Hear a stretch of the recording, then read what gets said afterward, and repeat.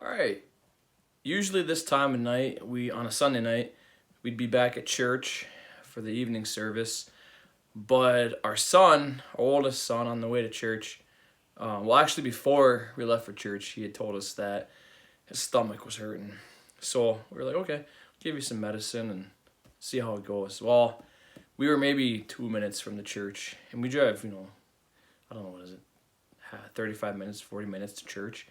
And we're like 2 minutes away, and we gave him a bowl before he left, just in case. And on the way, 2 minutes away from church, he starts throwing up. And so we pull into the church parking lot. My wife runs in, grabs the diaper bag that we had left there from the morning service, and go home.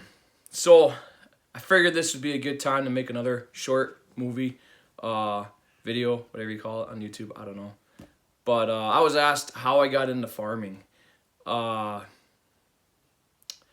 don't know, actually. I mean, I guess from my childhood, we always had animals. We always had at least 2 dogs. I always asked my parents if we could have, another dog. No, we can't. That's too many dogs. Can't have 3 dogs. It's just too many. And I think it was as soon as I moved out and moved up here to Minnesota that my parents got a 3rd dog. And I said, well, why'd you guys get a 3rd one after I left? And my dad looks at me and says, because 4 would be too many. Thanks, Dad. Thanks. Love you too. But anyways, we always had dogs growing up. I think in between we had a few hamsters, fish. I remember when I was real young, my dad had a really nice aquarium in their saltwater aquarium. It's cold out, people. I just got back in from doing chores when we got back from our nice drive into town. But so my mouth's not working all that well. So we always had animals, and the church that we were going to down in Illinois, they wanted horses for their summer program and ended up keeping them there on the church grounds. And my mom got to run the program, so I was always helping her in the horse barn after school, on weekends, holidays, mucking out stalls, feeding horses, riding. What kid wouldn't want to do that? So I got to do that for free too, and then later I got paid for it. And that was fun. And my wife and I, we've always had a dog. We still have our first dog that we bought together when we were married. His name is Jake. He's a black lab, mastiff, and Rottweiler mix. So he's a good sized dog. He's getting old though. And yeah, so I mean, we've always had animals. I've always had animals. My wife has always had animals growing up. So that was the start of it. And then once we moved up here, we knew we wanted to move into the country.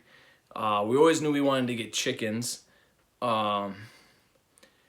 Rabbits, that was something that we kind of fell into. Our daughter, I don't know how she wanted. I mean, maybe watching her TV shows or something, she saw a kid having a rabbit and wanted a pet rabbit. So why not? So we got a rabbit, and then it just kind of snowballed after that. And I don't know. I started watching YouTube videos. I started watching Good Simple Living. Started watching Living Traditions Homestead, and quite a few others. And it's just like, well, look what they're doing, and why don't we try doing something like that? And so that's what we're gonna do this year. With the Good Simple Living and Living Traditions, they're the main ones that I like to watch, because they have a lot to do with the rabbits. So I like that. I get a lot of ideas from them, and I encourage you guys to go check out their channels too. They're on YouTube, Facebook, Instagram, I think also. They're really good people, simple people like us, and I challenge you guys to go watch them. That's also where I got the idea of doing YouTube. I got a few friends of mine that think I'm odd for doing YouTube, but I don't care.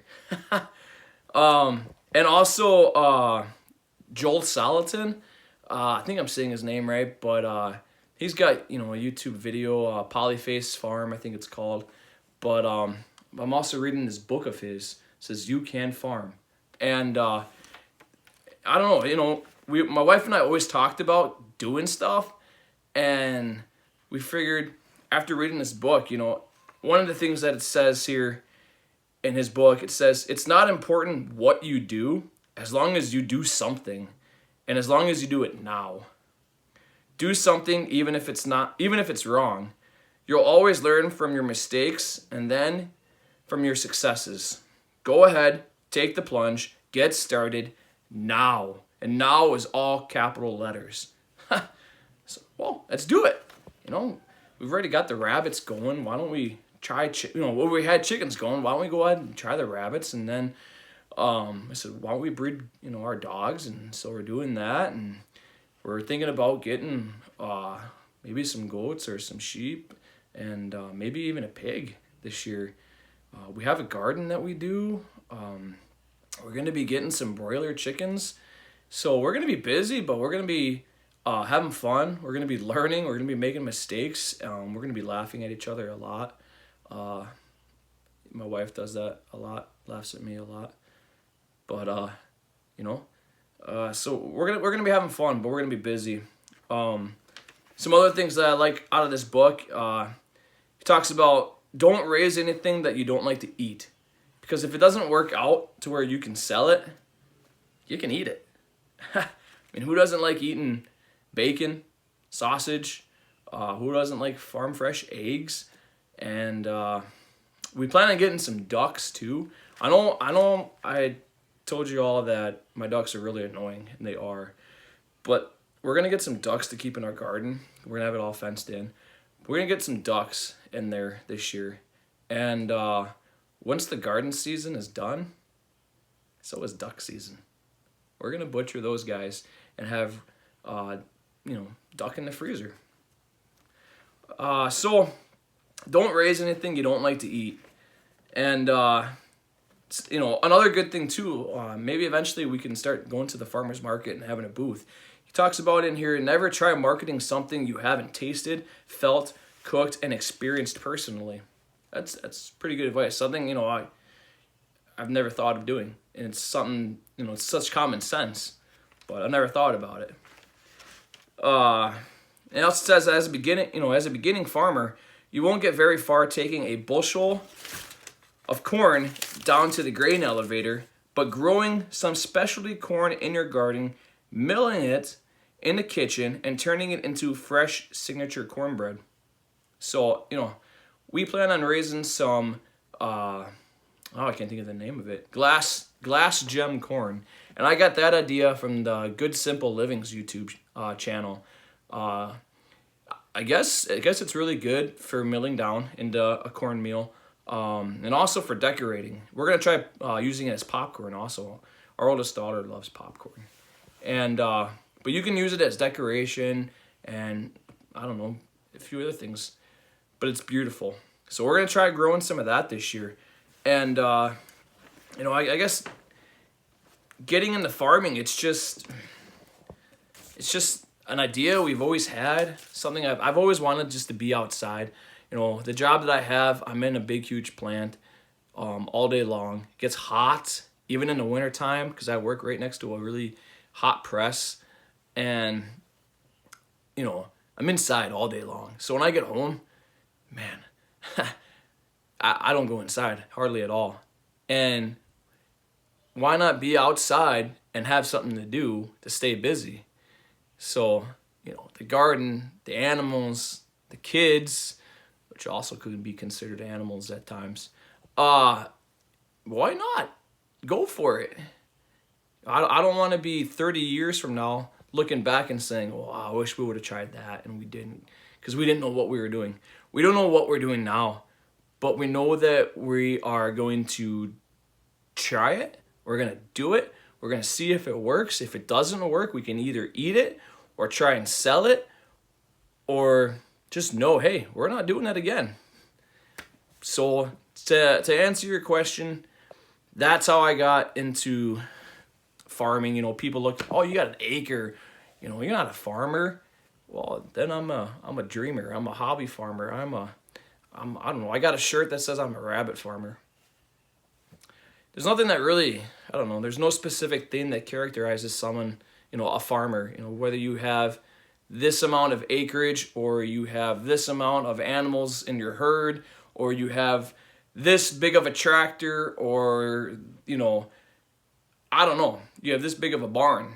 Just because we don't have a lot doesn't mean that we're not farmers. I don't call myself a farmer, but, you know, if people want to, that's cool.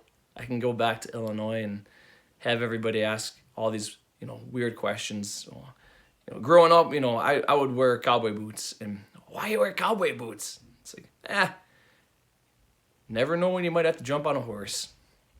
So I guess I've always, at heart, been a country guy, been a farmer, been a redneck, someone who just loves animals. And my wife's the same way too. She's not a redneck or anything, but she loves animals. And we're raising our kids to love animals and to be outside.